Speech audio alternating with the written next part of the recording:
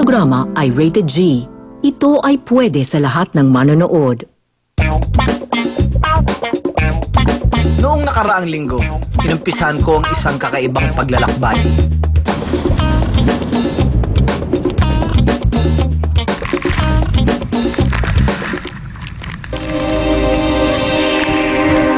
Sa paghahanap ng agimat, nakarating kami sa Dumaguete.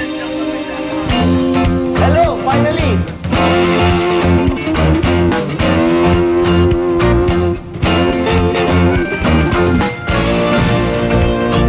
Para sabihin ko ha, mga kapatid, tumitingin ka lang, madaming pwede matuklasan, maging isang Explorer! Alright! Nakasalamuha ko rin ang mga taga-isla. At sumisid sa kailaliman ng dagat upang makita ng malapitan ang mga pawikan.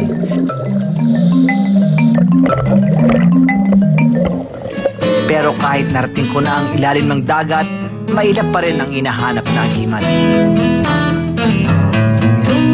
Kaya tinawid namin ang karagatan upang puntahan ang isa pang islang nababalot daw ng kababalaghan.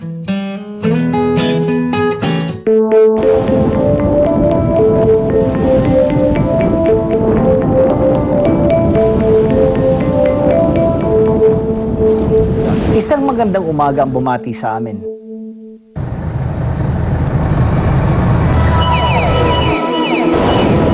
Ngunit sa loob lamang ng ilang sandali, naging makulimlim na ang langit.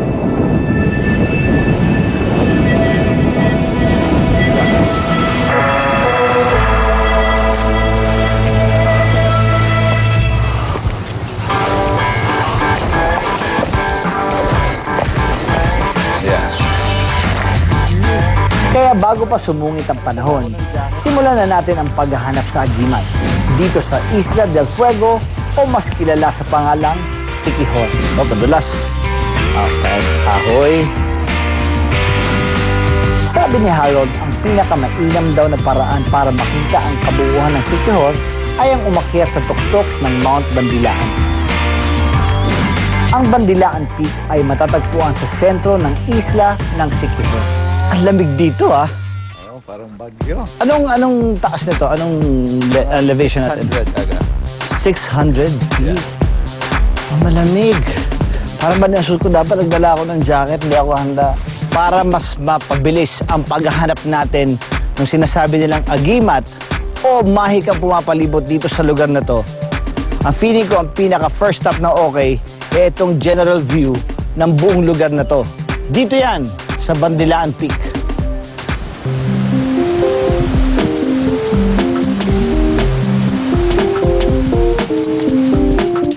Ayon sa mga kwento, dito raw sa bundok na ito nagaganap tuwing Semana Santa ang pagsasama-sama ng lahat ng mga mananambal o healers at mga mambabarang o witches sa buong bansa para lutuin nila ang kanilang mabibisang sumpa o herbal concoction na ginagamit sa kanilang panggagamot o pananakit. Tignan natin, akit tayo dyan. Wow! Dumaguete, Cebu, Bohol, Apoy, Mindanao.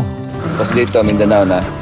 Sa paligid ng Mount Bandilaan ay may isang national park kung saan matatagpuan ang karamihan sa mga pinakamabisang halamang gamot. Kaya naman dinarayo ito ng ibang mga mananambal at mambabarang. Para mahanap daw ang agimat, ang pinakamainam tanungin ay ang mga mananambal.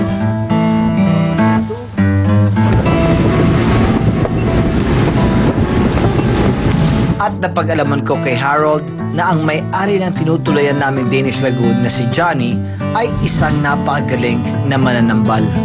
Also, I want to find out, I heard that years ago, you had this illness or sickness, you know, and you were cured here in Siquijor. I actually have a skin disease where I'm having white spots all over. But Johnny, how long have you had this skin disease? Since I was 18. Since you were 18? Yeah. And you You're grew... born with this one and it will never disappear. Okay. And I went to this polo lady and she examined me and told me about some local product I should use. And I know this take a very long time in the hospital in Europe. It takes Okay. them 10 weeks to do this. This lady really does know something that all the hospital with all their technology, they cannot do. And she cured it? But yeah, it's gone. Sikihor, back home in Manila, is always known for all this crazy, you know, like black spirits and all this bad things, scary things. But this one you're telling me is someone who cures.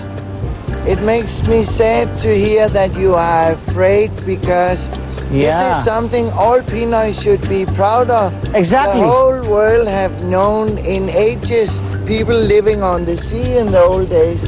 Whenever they have sick people, they went to Sikihor. They bring them here. Yeah, Mr. Johnny, I appreciate it. nice meeting you. The Sikihor place is giving you so much energy. Salamat kayo.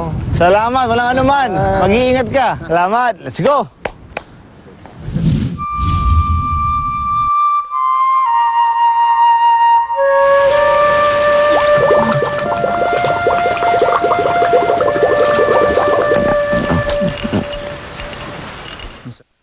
Kasama ni Rog lahay-lahay ang kanyang boyfriend na si Daryl Jade sa picture na ito na kinunan sa Danao Extreme Adventure Park sa Bohol, kung saan matatagpuan ang The Plunge, ang highest canyon swing in the world.